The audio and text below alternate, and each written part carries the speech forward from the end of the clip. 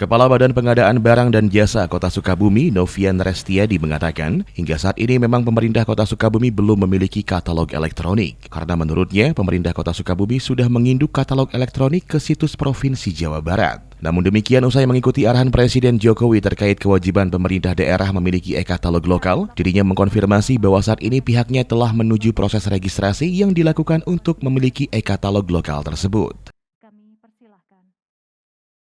Bangga Buatan Indonesia ini terkait dengan peningkatan penggunaan produk dalam negeri atau lebih dikenal dengan P3DN. Yang didorong pun diantaranya terkait dengan pengadaan barang jasa pemerintah.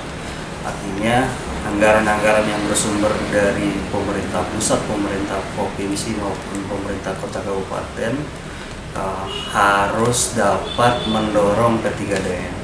Oleh karenanya salah satu upaya yang dilakukan melalui pengadaan barang jasa pemerintah ini adalah e-purchasing. E-purchasing sendiri ada katalog elektronik dan toko daring. Ketika berbicara e-purchasing, otomatis harus ada melek teknologi.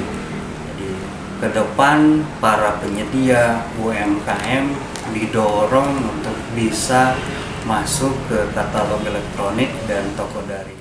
Sebelumnya, Presiden Joko Widodo pada rapat evaluasi yang diikuti menteri serta kepala daerah se-Indonesia tersebut sempat dibuat geram akibat minimnya serapan APBN dan APBD terhadap produk-produk dalam negeri. Orang nomor satu di Republik Indonesia itu secara tegas melarang pembelanjaan APBD dan APBN untuk produk impor. Bahkan dirinya sempat menyampaikan bahwa dari total 514 kota dan kabupaten se-Indonesia, hanya terdapat 46 pemerintah daerah yang sudah memiliki e-katalog.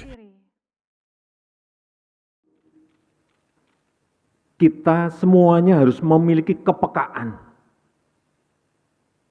sense of crisis mengenai keadaan kita dan semua negara sekarang ini. Kita tahu ketidakpastian global sekarang ini hampir setiap hari berubah-ubah terus. Dari Kota Sukabumi, Sofwan Zulfikar melaporkan untuk Dinamika.